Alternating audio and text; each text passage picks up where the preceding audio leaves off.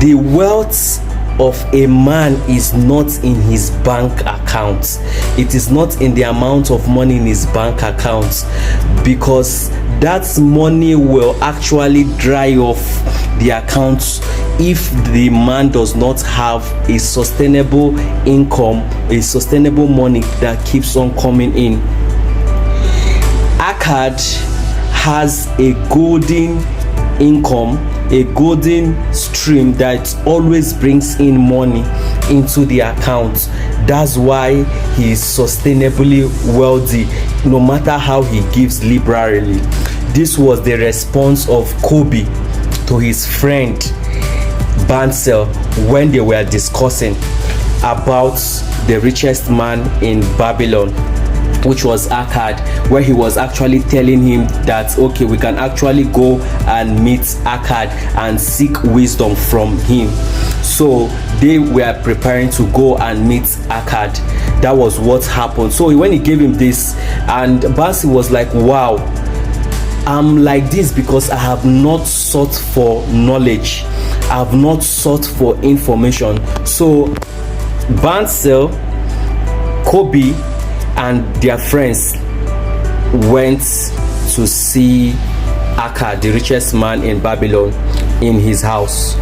That was what they went there to do, to seek knowledge, to seek wisdom. So when they got there, the richest man in Babylon, which was Akkad of then, sat them down and said, young people, you're welcome. So they now started asking, why is it that you that came out from a poor family, you are now wealthy more than everyone in the town?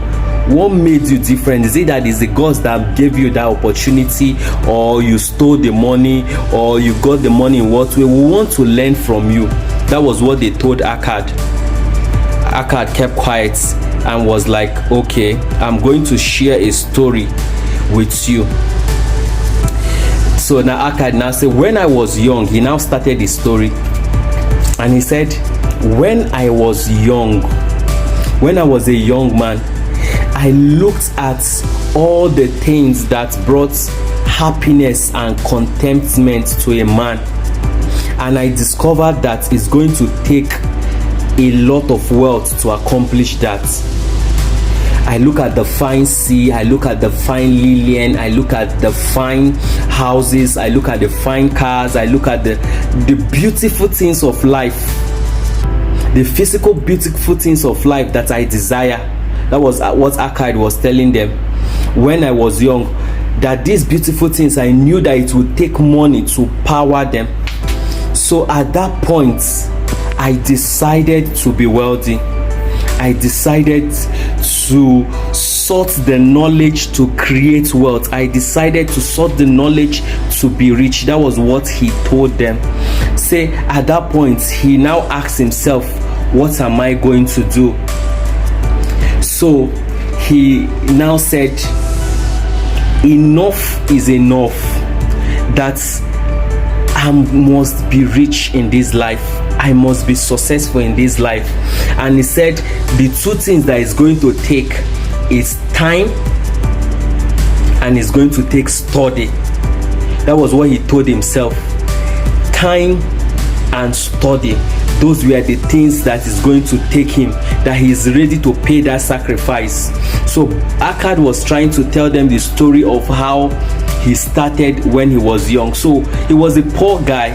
He grew up from a family that has nothing to show for it. So he now decided in his heart that he must be rich. He decided in his heart that he must be wealthy. So what did he do? He said two things are going to be involved, that he's going to dedicate his life to study of the minds or the people that are wealthy, and time. Then he now said, as for time, he knew that everyone has 24 hours, everyone has time, that he's going to dedicate his time. Then as for study, that he's going to go to the library, that there are all the available materials that are around, that he's going to study them. That was what he told himself. Then he now went and found employment in a scribe shop. Scribe shops are those people that inscribe. In those days, they inscribe things. They don't have pen and biro like pen and book just like we had. They had what they call they use a particular scale to imprint something on tablets. You understand? So that was where he went to find employment, and he was now working there day and night. You know, in the process of working, he was also studying. In as much as he didn't have any money with him, he didn't have copper or silver or gold, he does not have as of then, but he dedicated himself to be studying the lives of wealthy people, to be studying the lives of through the books he was reading there. So he did this for months. So one day in that shop, a money lender came to that shop to print out what they call the ninth law. So when he met Akkad, he was like, young man, I need my work to be ready in 2 days time. Print me the ninth law. And that ninth law was supposed to be imprinted on a tablet. It took him time. For 2 days he couldn't finish it. So the money lender came back, Amaga. So when he came back, he was like, why haven't you finished my work? So he said, why haven't you finished my work? What happened? He was so angry. He said, Hadimi, you are my slave. He was saying it in his mind, I could have just slapped you and just thrown you into the dungeon. So Akkad was a very wise man, was very wise young man then.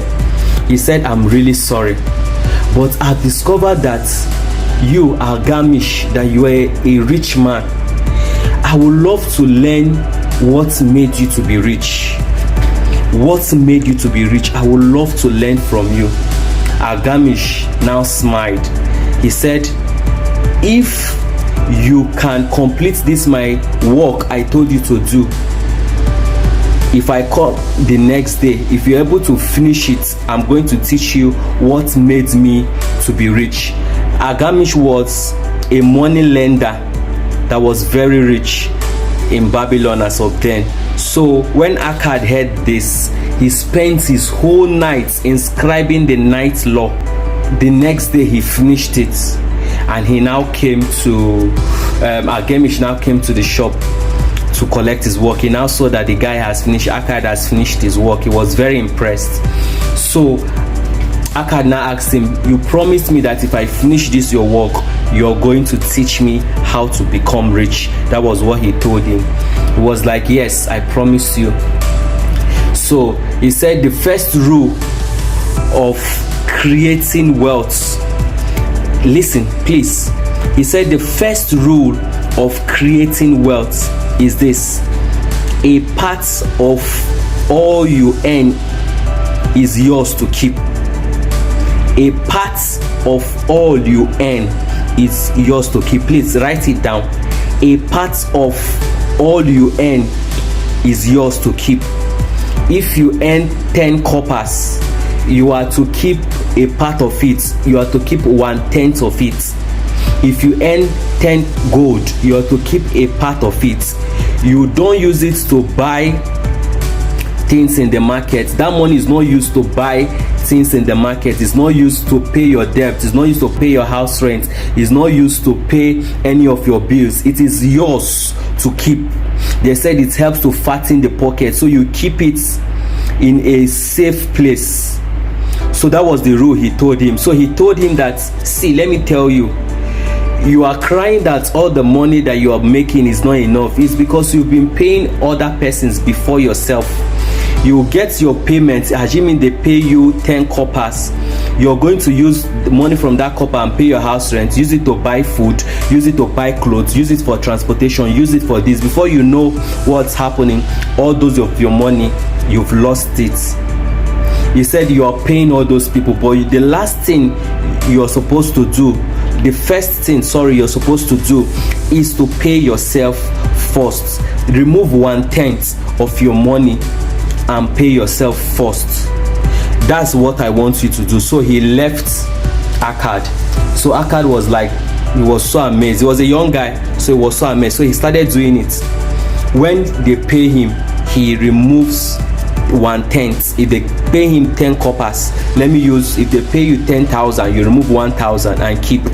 Any money that comes into his hands, he removes 1/10 of that money and keep. So when he was keeping this, he now discovered that it made no difference in his life, that his pockets, those money he was keeping was actually growing, and he was still maintaining the standard of life he was living before. So he was so glad.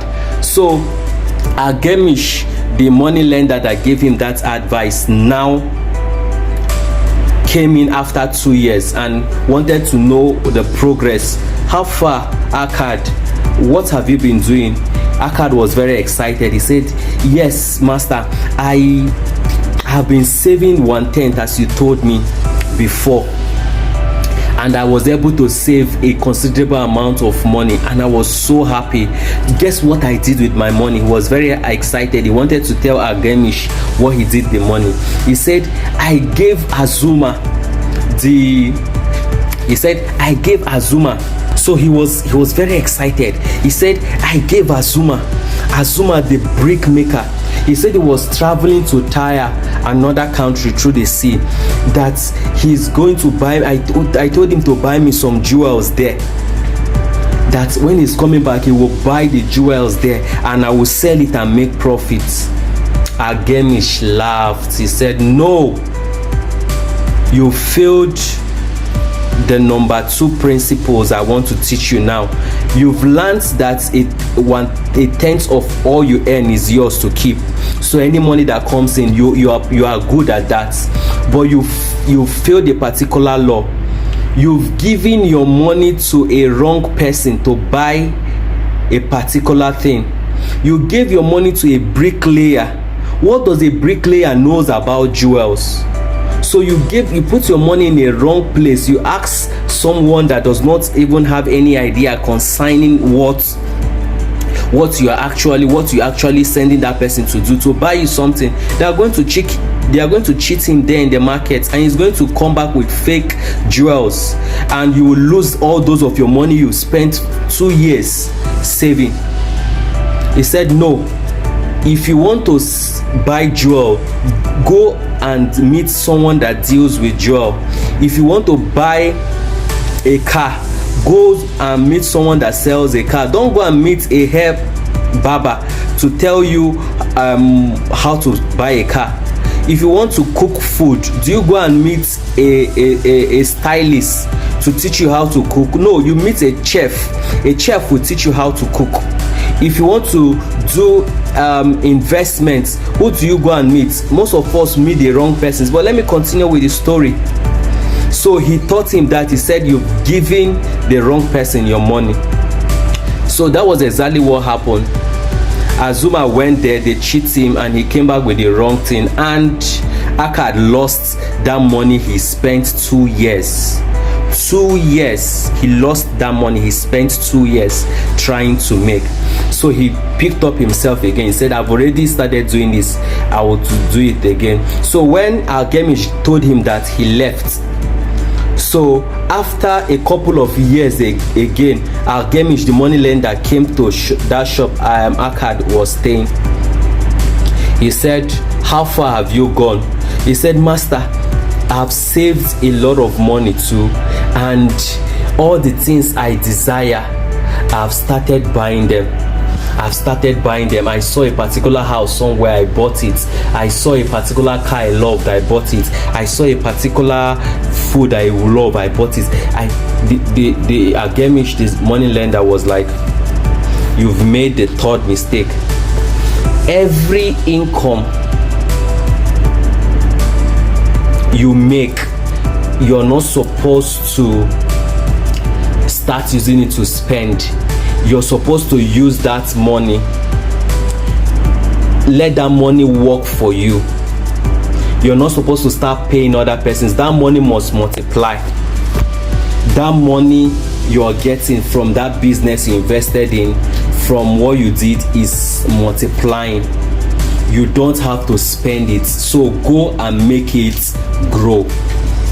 So he learned the 2nd lesson, never to take your income that comes first and start using it to buy things. It must multiply, it must yield. We call it soldiers. That money is a soldier. It must go and win war and come back. You must go and give birth to a lot of children and come back before you can even start touching it. So he learned that. So Agemish, the money lender, left again, and Akkad learned his lesson. So he started meeting the right persons. Once he wants to buy something from another country, he started getting the right relationships. That's how he started growing. The businesses, the cattle he's buying and everything started coming up, and he started becoming rich gradually. His purse, his bank account was gradually started becoming very heavy. So after a couple of years again, Agemish, the money lender, came back, but this time he was very old. So when he met Akkad, Akkad now told him the progress he has made following the first law. The first law was a part of all you earn must be yours. So he was paying himself. He was that 1/10. He was using that money for an investment that he has done research on. Not meeting the wrong persons, but the right persons. Not if you want to eat, you go to a barbing salon. No, if you want to eat, you go to a restaurant. So he learned that principle. That is the second principle, to give the right people the funds he has, so it can actually multiply, to invest it. He himself, he went into other businesses and was also going. Then the third one was make your money multiply, make your income bear more children. That was it. So he started. This was what I just shared with you, is another 3 laws that will save you. If you're complaining you don't have money, a part of all you earn, any money that comes into your hand, is yours to keep. 10%, remove it. Once that money has started accumulating, don't be in a hurry. Calm down. Don't be in a hurry to look for where you want to put it. No, make your research, make your findings, get to know where you want to put that money into, get to know where and the best places you can actually invest that money, so you calm down. Then the third one is, make sure that when that money starts reproducing again, over and over again, you don't just put your hands and eat it. That money must bring out. So that's why they said a part of all you have is yours. 70% is yours. To whatever you want to do with 70% of the money, you can do with it. But 10%, a part of that money must go into, is yours to keep, is yours. What did I say? It is yours. It is mine to keep. I've learned a lot.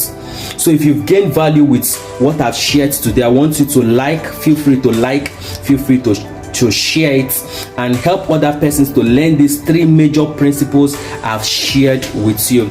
I'm going to continue next time with what happened to Akkad, how he now became very wealthy.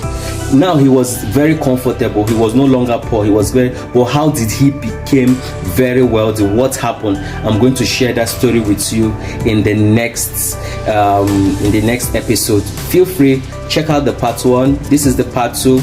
The next one will be part 3. I'm Henry Bigore. I'm here to add value to your life so you become sustainably wealthy. Thank you. Take charge.